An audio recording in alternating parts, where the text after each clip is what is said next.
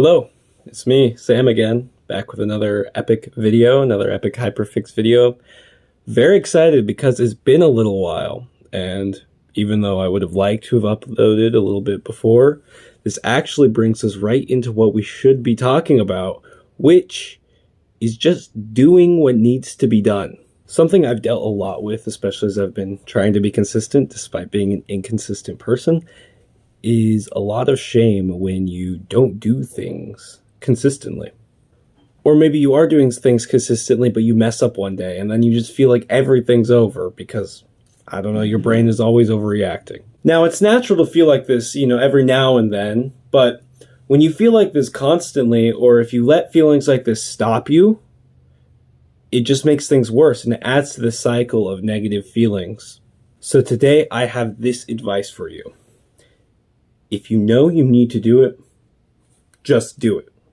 And trust me, I understand there are a myriad of factors that contribute to your delay, not just feelings of negativity. Trust me, I am well acquainted with the infamous ADHD paralysis, as some people call it, where you just want to do something and you just can't. But we can't let this hold us back forever. And trust me, I understand sometimes you may be operating with limited capacity. Maybe you are experiencing that paralysis. Maybe you're feeling depressed. Maybe you really don't have a lot of time. But what matters is that you get just a little bit of something done. Because you know yourself. And you know that if you get just a little bit done, that's going to feel so much more better than getting nothing done at all. On this subject, I have just two things to say today. And those two things are about consistency and about perfection. First, I'll talk about consistency. Now, if you're watching this, I'm just going to assume that you're like me. Your brain operates a little differently than from other people. And so I understand that consistency is probably very difficult for you. And I'll let you in on a little secret.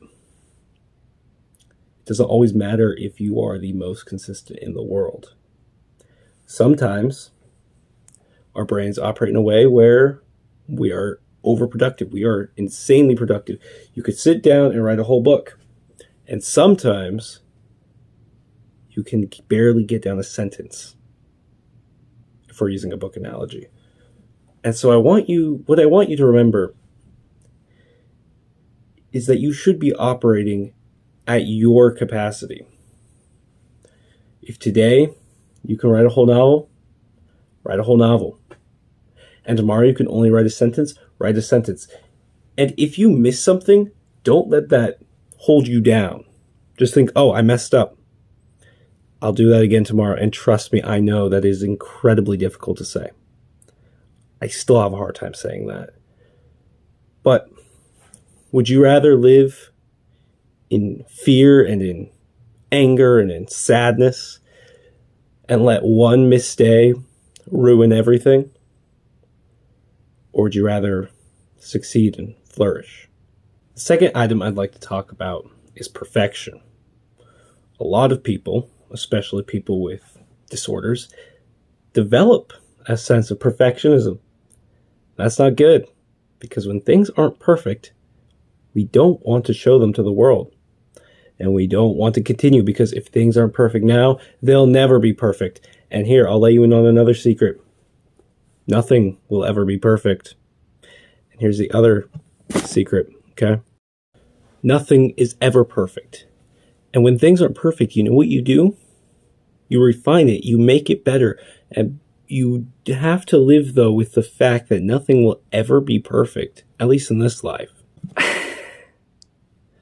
And this was probably more painful for me to say, because if I didn't let perfectionism bog me down, I'd probably have a million videos, 7 books, a movie, I don't know.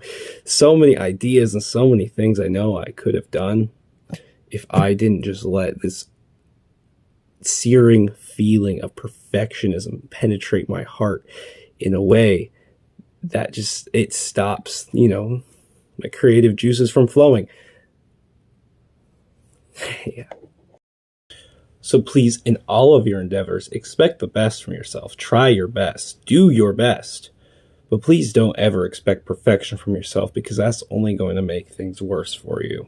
As you may already know, this is part of a series about learning first to forgive ourselves and to heal, then to be able to cope, and then to be able to flourish with what we have. What I've talked about today fits in with that first part about healing and forgiving ourselves. Because when we expect the best from ourselves, but not perfection, we don't expect something that's unrealistic. Instead, we can do our best. And second of all, when we do what we are capable of and not trying to force ourselves to do something that we can't do in the moment, then we are allowing ourselves, to be healthy and to be able to be productive in the way that our own brain works. And finally, when you can just do what you know you need to do, you will feel more happy, because you will be doing what you are here for. You will be doing your purpose. And that is really the key to well-being. So anyways, I hope you enjoyed this video, and I hope you were able to learn something. Please feel free to comment any questions, criticisms, any statements you might have on this video, so that we may all be able to learn together. And thank you, and be sure to like and subscribe.